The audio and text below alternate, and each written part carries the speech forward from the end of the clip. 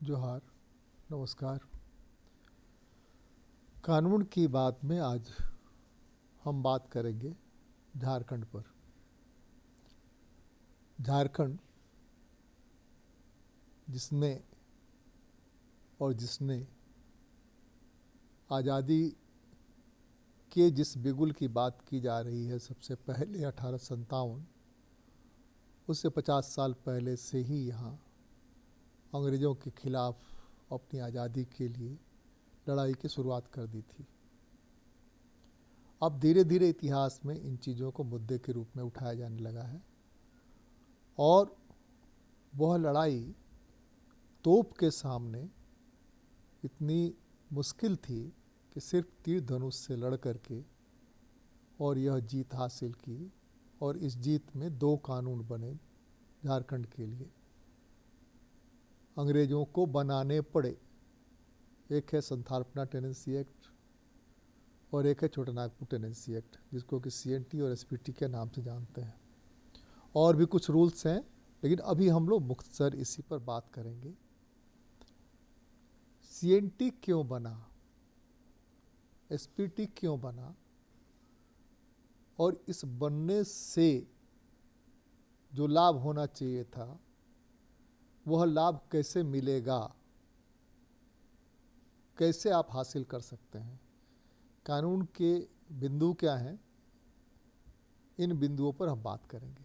हमारे साथ बात करने के लिए एक्सपर्ट के रूप में SS प्रसाद साहब हैं, जो रिटायर्ड प्रिंसिपल डिस्ट्रिक्ट जज हैं और अभी फ़िलहाल रांची जिला उपभोक्ता फोरम में पीठासीन पदाधिकारी हैं। स्वागत है आपका। जोहार, नमस्कार। एक तो झारखंड 5वीं अनुसूची में भी है और झारखंड में CNT और SPT भी है। ये CNT SPT होने का क्या मतलब है 5th शेड्यूल होने के बाद भी? इसके पृष्ठभूमि पर अगर आप जाइए तो ये CNT एक्ट 1908 का है, जो इंडियन काउंसिल एक्ट 1892 के सेक्शन 5 के अंतर्गत ये बनाया गया था। इसको बनाने की आवश्यकता किस तरह से हुई, जैसे आप अगर यदि जानते होंगे लेवियाथन, उसमें है क्या कि एक सर्वोपरि सत्ता है, उसके हाथ में सब कुछ है। और इसको अगर आप 1932 के कोल विद्रोह से देखिए तो कोल विद्रोह में अंग्रेज़ों ने अपना कानून लागू किया और उस समय हो जनजाति जो है कोल्हान का, उन लोगों ने इसका विरोध किया और वहाँ से ये चला, वो विद्रोह बढ़ता गया। लास्ट में विल्किंसन रूल लागू करना पड़ा। ये विल्किंसन रूल 1837 में लागू हुआ और उस विल्किंसन रूल का ही परिणाम था कि आपको CNT और SPT एक्ट 1908 में बन के तैयार तो वो तो सेफ रह गया, विल्किंसन रूल तो अलग रह गया। अब हाँ, विल्किंसन रूल अभी भी है। विल्किंसन रूल, इसके पीछे कारण क्या था? अब जैसे CNT एक्ट है, CNT एक्ट हो पे लागू है, मुंडा पे लागू है और उरांव पे लागू है, ये तीनों लागू है। अब इसमें 2 चीज़ आता है कि जैसे ये जो छोटा नागपुर टेनेंसी एक्ट है, टेनेंसी होता है ज़मीन के का जो लगान है उसको वसूल करने का अधिकार। यही जो वसूल किया गया लगान, वो टेनेंसी है। और उस टेनेंसी को किस तरह से किया गया, जैसे हम लोग पढ़े होंगे कि जितने तरह का टेनेंसी है, उस टेनेंसी को पूरे इंडिया में लागू करने वाले सबसे पहले टोडरमल थे और शेरशाह के टाइम में वो लागू हुआ था। वो टेनेंसी क्रमशः जब यहाँ आता है तो संताल या ट्राइबल जो भी हैं यहाँ के एबओरिजिनल हैं और इन्होंने जंगल को काट के खेत आबाद किया, बस्ती आबाद किया। अब CNT एक्ट में अगर यदि आप गांव का परिभाषा देखिएगा तो गांव वही है जहां पर कि सारे ज़मीन का पैमाइश है, सारे ज़मीन का रेवेन्यू फिक्स्ड है, तभी वो गांव डिक्लेयर हो सकता है, अदरवाइज़ गांव डिक्लेयर नहीं हो सकता है। अब उस गांव में जो ज़मीन है उसको जो उस पर जो लगान लेने का अधिकार है वो कहलाते हैं टेन्योर होल्डर, और जो लगान देते हैं वो हैं टेनेंट। अब ये टेन्योर होल्डर और टेनेंट का अधिकार बटा हुआ है। टेन्योर होल्डर को वो सिर्फ लगान वसूलने का अधिकार है, अगर लगान वसूलने में डिफ़ॉल्ट होता है तब उनको अधिकार है ज़मीन को रिपजेज करके दूसरे को देने का, लेकिन जब तक उनको लगान मिल रहा है ज़मीन पर उनका कोई अधिकार नहीं है। अब इस तरह का जो टेनेंट जो होते हैं वो कहलाता है इसमें रैयत। अब ये रैयत का क्या अधिकार है, उसको ज़मीन पर उपज पैदा करेगा, ज़मीन अपना वो उपज के आधार पर जैसा जो लाभ ले सकता है लेगा, और इस ज़मीन को ट्रांसफ़र करने का जो है वो रेस्ट्रिक्टेड है सेक्शन 46 के अनुसार, लेकिन वो बंधक रख सकता है जिसको कि भुक्त बंधक हम लोग कहते हैं। और ये 46 जो है वही हम लोगों के यहाँ सबसे ज़्यादा इम्पोर्टेंट है और इम्पॉर्टेंट हो जाता है। उस 46 सेक्शन में A B C D करके आता है। जैसे A B C में B में उसमें बैकवर्ड्स को भी ले आया जाता है। A में आपके ट्राइब्स हैं और B में, और ये कहा गया है कि एक जो थाना क्षेत्र के लोग हैं, रेवेन्यू थाना, हाँ रेवेन्यू थाना, उसी को और वो आदिवासी हो उसी को ये ट्रांसफ़र होगा, वो भी डीसी के परमिशन से, डीसी के परमिशन से। और उसी तरह से बैकवर्ड को भी ले आया गया है। बैकवर्ड को डिस्ट्रिक्ट में ट्रांसफ़र हो सकता है, हाँ डिस्ट्रिक्ट में ट्रांसफ़र हो सकता है। लेकिन अब आप अगर यदि इसको शेड्यूल 5 से जोड़ के देखिए कॉन्स्टिट्यूशन के, तो कॉन्स्टिट्यूशन के शेड्यूल 5 में सिर्फ ट्राइबल है, उसमें बैकवर्ड नहीं है। इस कारण हुआ है क्या कि इसको इंसर्ट किया गया 1975 के एक्ट के द्वारा, बैकवर्ड को इंसर्ट कर दिया गया, और बाद में जो उसको रिपजेज करने का जो राइट दिया गया है, अगर यदि उसको इजेक्ट कर देता है आदिवासी को गलत ढंग से और उसको रिपजेज कराना है आदिवासी को, तो वो फिर चला जाएगा 67, 68, 70 तक में जो आता है वो ट्राइबल को राइट है लेकिन बैकवर्ड को राइट नहीं है। तो ये डिफरेंस जो हो जाता है वो इसको बार कर देता है। वो जस्ट एक साधारण सा प्रिकॉशन रखना है बैकवर्ड्स लैंड में, बाद में तो उसको रिपजेज करने का अधिकार नहीं है, तो लगभग बहुत महत्वपूर्ण नहीं रह जाता है। इसमें कुछ बिंदु हैं जैसे कि ट्राइब्स बैकवर्ड्स के अलावा अन्य रिलीजन के लोग भी हैं, उनकी भी ज़मीन है। अन्य रिलीजन के लोग जो आप कह रहे हैं, हाँ। इसमें सबसे पहले तो है CNT एक्ट, और उसका ज़मीन वो ट्राइबल का होना चाहिए। अब अगर वो गैर ट्राइबल हैं तो उन पर तो ये फिर लागू नहीं होगा। नहीं, हम उसके साथ चीज़ें जोड़ रहे हैं।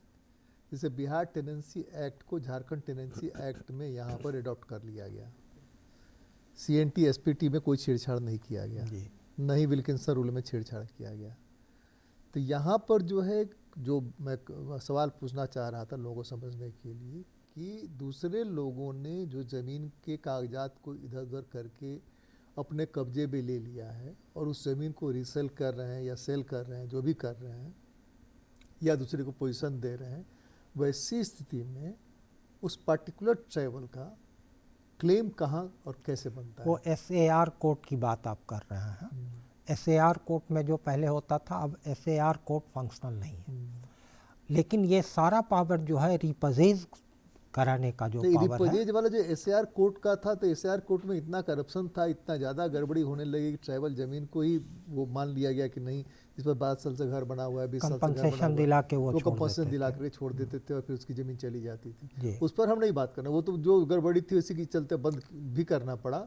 हालांकि उस बंद करने के बाद जो रिपोजिट करना था, दूसरे लोगों को लौटाना था, वो लौटाने का काम हुआ नहीं अभी तक वो चल ही रहा है। बहुत सारे हज़ारों लाखों केस पड़े हैं। वो एग्जीक्यूटिव का मामला है, जो कानूनी पहलू है, यहाँ जो कानूनी पहलू है उस पर हम उसमें अगर उसको राइट है तो क्या कर सकता है?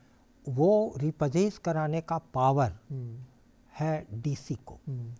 तो वो डीसी का ऑफिस तो अभी भी फंक्शनल है। परमिशन देने का भी उन्हीं को पावर उन्हीं है। को पावर है, रिपर्चेज कराने का भी पावर उन्हीं को है। और वो जो एसएआर कोर्ट चलता था वो तो डेलीगेटेड पावर था, वो डीसी के डीसी डेलीगेट करते थे और वहाँ से वो अभी नहीं चल रहा है। मतलब क्या है कि पहले जो छोटे अधिकारी के पास में था देखने का काम, अब वो सीधे बड़े अधिकारी के पास में है।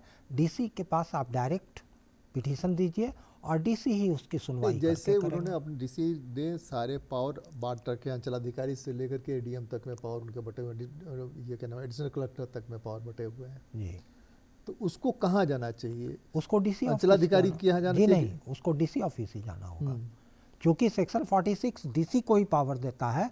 और जब तक डीसी उसको डेलीगेट नहीं किए हैं दूसरे के पास, तब तक तो यही प्रिजम्पशन है कि उनके पास ही है। संथाल प्लस एसपीटी में क्या है? अभी हम लोग सीएनटी की बात करें ज़्यादा उचित होगा। एसपीटी एक डिफरेंट तरह का है, विल्किंसन लॉ दोनों जगह लागू है, लेकिन वहाँ पर है क्या, जस्ट पहले आप इसको इस तरह से देखिए कि बिहार टेनेंसी एक्ट जो आया है, बिहार टेनेंसी एक्ट को हम लोग जो बिहार रीऑर्गेनाइजेशन एक्ट 2000 बना, उसके सेक्शन 89 से हम लोग उसको अडॉप्ट कर लिए। बिहार का जो भी एक्ट था उसको हम लोग यहाँ अडॉप्ट कर लिए। अडॉप्ट कर लेने के बाद अब हम लोगों के यहाँ जमींदारी एबॉलिशन एक्ट आया। जमींदारी एबॉलिशन हो गया तो अब यहाँ जो संताल लोग हैं, यहाँ पर दो तरह का है। एक तो होंगे जो आपको ग्राम हेड होंगे, दूसरे हैं मानकी मुंडा। अब इनके पास जो अधिकार है वो विल्किंसन रूल के अनुसार है। विल्किंसन रूल में है क्या कि जो आपके ग्रामीण हेड हैं, ग्रामीण हेड को एक तरह से आप कह सकते हैं कि ये थाना के जमादार हैं या हवलदार हैं, जिनके पास में क्रिमिनल और सिविल दोनों राइट है। और ये जो मानकी हैं वो कई गांव को मिला के आप बना लीजिए, वो मानकी हैं, और उनको भी दरोगा का एक तरह से अधिकार कर लीजिए। और इनके पास में भी सिविल और क्रिमिनल दोनों राइट है, और ये सिविल की भी बात सुन सकते हैं, क्रिमिनल की भी बात सुन सकते हैं। और ये फैसला किस तरह से होगा, तो फैसला में आएगा आपका जो आपका कस्टम है आदिवासियों के बीच, उस तरह से होगा। अब वहाँ बिहार में जो था, बिहार एबॉलिशन जमींदारी एबॉलिशन एक्ट आ गया। जमींदारी एबॉलिशन एक्ट के बाद जमींदारों को लगान वसूलने का अधिकार समाप्त हो गया। लेकिन विल्किंसन लॉ के अनुसार यहाँ जो टेन्योर होल्डर हैं वो एक तरह के आदिवासी हेड हैं, वो उनके पास में लगान वसूल करने का अधिकार अभी तक बना हुआ है। जस्ट ए मिनट, लगान अधिकार वसूलने का अधिकार उनके पास बने होने के बावजूद कोल्हान को अगर छोड़ दें, कोल्हान के इलाके को, तो बाकी सब लोगों का काम अंचल से चलता है, कलेक्टर के यहाँ से चलता है। रेवेन्यू ये क्या नाम, लगान देने या लगान लेने और रसीद कटाने का काम अभी भी जो जमीन उनका है, जहाँ जो वो सेटल उरांव जो है, मुंडा जो है, मुंडा कोल्हान के इलाके के मुंडा जो है, हाँ, वो उस तरह से करते हैं। संथाल में तो वो तो है नहीं, न मानकी है न मुंडा है, वहाँ दूसरी व्यवस्था है। तो यहाँ जो है, यहाँ उरांव आज भी अंचल से काम करते हैं। नहीं, कौन जमीन का? अपनी जमीन की, ट्राइबल लैंड का। जैसे दो तरह का जमीन यहाँ कई ट्राइबल लैंड की का लगान वो ग्राम प्रधान को नहीं दे करके अंचल को देते हैं और वहाँ से रसीद कटाते हैं। यहाँ कई एक तरह का लैंड है। जैसे आप देखते हैं भूमिहरी लैंड, भूमिहरी लैंड का उसका तो रसीद ही नहीं कटेगा, रसीद नहीं कटेगा। बुध खेतों का रसीद नहीं कटेगा, खेती का रसीद नहीं कटेगा, पहनाई का रसीद नहीं कटेगा। अब कोकर लैंड है। कोकर लैंड क्या चीज़ है? कोकर लैंड में आ जाता है कि जो रैयत है या दर रैयत है, जो दर रैयत के पास में ज़मीन गया और वो उसको किसी तरह का मतलब टेन्योर होल्डर से कुछ भी नहीं मिला, तो वो जो कोकर लैंड होगा उसका रसीद कहाँ कटेगा? आपको अधिकांश जो यहाँ का रसीद कटता है वो कोकर लैंड है। अच्छा, तो रसीद आप जब कभी भी दस्तावेज देखते होंगे तो लैंड का नेचर लिखा हुआ है। लैंड के नेचर में आप देखते होंगे कि यहाँ ट्रांसफरेबल लैंड में प्राय कोकर लैंड है और रसीद कटता है उसका। मैंने कोकर लैंड में कन्वर्ट कर दिया जाता है। कन्वर्ट करके और उसका रसीद यहाँ कट रहा है। अब यहाँ तो फिलहाल हम कोई टिप्पणी करना उचित नहीं होगा इस पर बात करने का। इसमें कुछ और खास बिंदु हो तो थोड़ा CNT एक्ट में बता दें। CNT एक्ट में एक बिंदु जो है आपको सबसे बड़ा अंतर जो दिखता है कि जमींदारी अभी भी यहाँ है। ये क्यों है? क्योंकि वो लोग जमीन को साफ किए, खेती योग्य बनाए, और अभी भी इनके पास में जंगल का अधिकार है। CNT इसमें एक्ट तो कई चीजें हैं ना, खुटकटी अलग हो जाता है। CNT एक्ट से जो जंगल पर है, हम लोग अगर ये चैप्टर छोड़ देंगे जंगल नहीं, खुटकटी तो जोड़ेंगे ना, जंगल जंगल है तो खुटकटी है। खुटकट्टी से तो खुटकट्टी खेती हो गया, लेकिन जो अभी भी जमीन है, खूटा तो जंगल था ना, खेती में बदल गया ना। हाँ, खुटकट्टी लैंड तो काट के खेत में बना दिए, लेकिन जो लैंड अब में कल्टीवेटिंग लैंड में नहीं आया है, जंगल है, वहाँ पर अब जैसे जंगल का जितना भी प्रोड्यूस है उस सब को कलेक्ट करने का अधिकार अभी भी ग्राम प्रधान को है। ग्राम प्रधान और जितने भी ट्राइबल हैं सभी को है। वो उसके प्रोड्यूस को कलेक्ट करें, उसका उपयोग करें, उससे अपनी जीविका बढ़ाएं, तो ये सारा उसके पास में अधिकार है। और इसी अधिकार में आप देखे होंगे कि एक कोडरमा से उठता है एक मुकदमा जिसमें 5000 बीघा लैंड को क्लेम किया गया एक जमींदार के द्वारा। नाम हम यहाँ उसका नहीं ले रहे हैं, और उसका मुकदमा अभी तक पेंडिंग है, और यही जंगल लैंड के आधार पर है, जिसके कारण कि आदिवासियों का अधिकार ऑब्स्ट्रक्ट होता था। ट्राइबल जमींदार है? नहीं, नॉन ट्राइबल जमींदार। नॉन ट्राइबल है। अच्छा, जंगल पे क्लेम होता है। जमींदारी एबोलिश हो गई बिहार के समय क्या केस होगा? वो केस के मेरिट पे या यहाँ बात मेरिट कर पर रहा नहीं जा रहा, बिहार के समय का केस होगा वो। हाँ, बिहार के समय का ही है, लेकिन वो कह रहे हैं कि इसको प्रोटेक्ट करने का किस तरह से प्रयास किया जा रहा है। हर स्तर से प्रयास किया जाता है कि ये प्रोटेक्टेड हो। एक ये चीज़ अंतर दिखा आपको। दूसरा अंतर दिखता है कि जंगल के अलावे जो इसका प्रोड्यूस हो गया, उसके अलावे जो है ज़मीन आपका जो नॉन ट्रांसफरेबल बना दिया गया। नॉन ट्रांसफरेबल लैंड एक अच्छा चीज़ था, लेकिन इसमें जो परमिशन और रीएस्टोरेशन की जो बात हुई, उसके कारण लोगों को बहुत सी परेशानी है। कहीं कहीं ये सवाल उठता है कि इसको फ्री कर दिया जाए, कहीं ये उठता है कि कहीं इसको कड़ाई से और पालन किया जाए। ये इसका एक विचारणीय वस्तु हो सकता है, जिस पर कि गवर्नमेंट सोचे अपना, या जो कॉम्पिटेंट लोग हैं वो सोचें। हम लोग जो सोचते हैं कि अगर ट्राइबल्स में जो एकदम पिछड़े हुए लोग हैं, उन लोगों के लिए CNT एक्ट बहुत बड़ा सहारा है। मान्यता तो यही अंग्रेजों ने जो बनाया वो इसीलिए बनाया कि चूंकि जो पैसे वाले लोग होंगे, जमींदार होगा, वो इनका लैंड ले लेगा, पैसे से खरीद ले या दबाव दे के लाठी से खरीद ले, वो ज़मीन इनका ले लेगा। तो वो ज़मीन नहीं ट्रांसफ़र हो, इसलिए वो मानता था कि जो DC होगा, जो IAS होगा, वो बहुत बड़े ताकतवर होगा और उसी के पास सारा पावर रहेगा, ताकि इसकी ज़मीन कोई ले नहीं सके, और ले तो रीस्टोर करा सके वो। अब यहाँ पर देखिए कि और सब जगह अभी आप जो देखते चीज़ें होंगे उठ रही है, और सब जगह देखते हैं आप कि DM होता है। बिहार में जितना भी है, यहाँ DC होते हैं। यहाँ DC जो है शेड्यूल 5 के अनुसार हो जाते हैं, DC आ जाते हैं। अब DC को जो इतना ज़्यादा पावरफुल बनाया गया है, और दूसरा चीज़ है कि आदिवासियों के लिए उनका कस्टम ही मुख्य है। उस कस्टम को विल्किंसन लॉ में, विल्किंसन रूल में कस्टम को एक जगह एकत्रित किया गया। लेकिन अभी तक जैसे हिंदू लॉ बन गया या मोहम्मदन लॉ बन गया, इनका जो कस्टम था वो कोडिफाइड हो गया। इनका कस्टम जो है आदिवासियों के कस्टम को अभी तक कोडिफाई नहीं किया गया। विल्किंसन रूल में कुछ है जो है उसी को किया जाता है, लेकिन विल्किंसन एक रूल है, विल्किंसन एक्ट नहीं है। दूसरा चीज़ है क्या कि उनका जो भी कस्टम है उसको अभी हमको प्रूव करने की आवश्यकता हो, तो हम लोग इंडियन कॉन्स्टिट्यूशन के आर्टिकल 13 में जाएंगे, और आर्टिकल 13 से ही हम उसको प्रूव करेंगे। ये सारा चीज़ जो है एक तो आर्टिकल 13 क्या कहता है? 13 कहता है कि अगर कोई कस्टम है तो उसका इम्प्लीमेंटेशन या उसको लागू कराना कानून के तरफ से करना नहीं, होगा। कस्टम्स तो हर रिलीजन में है, सबके अपने अपने कस्टम्स हैं।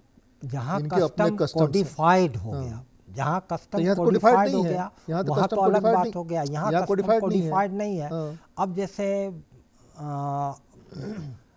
उनका ग्राम प्रधान जो होगा या मानकी जो होंगे या पाहन वगैरह जो सब भी है हाँ। उसमें है, तो उनका चुनाव जो होता है या फैमिली उनका ट्रेडिशन चला आ रहा है तो वो एक कस्टम के तहत है।